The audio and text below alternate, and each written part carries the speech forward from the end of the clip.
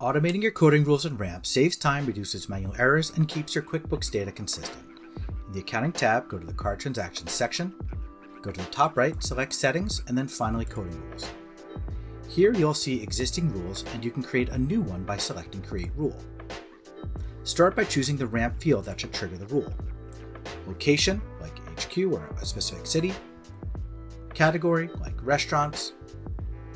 Merchant, like Slack, or department, like finance.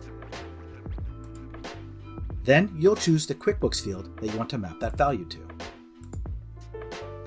Select Continue, and you can define that rule in more detail.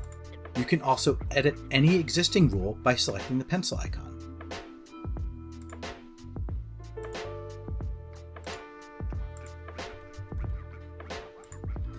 When you're done, select Save Rule, and you're all set.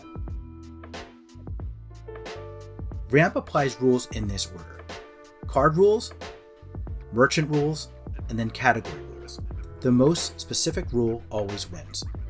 You can also create a rule directly in the Accounting tab.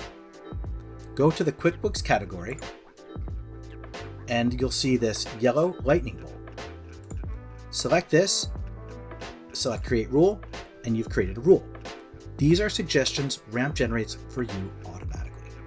Once saved, rules apply for all future transactions, but you'll still review and approve before syncing. Create a coding rule and automate your routine transactions.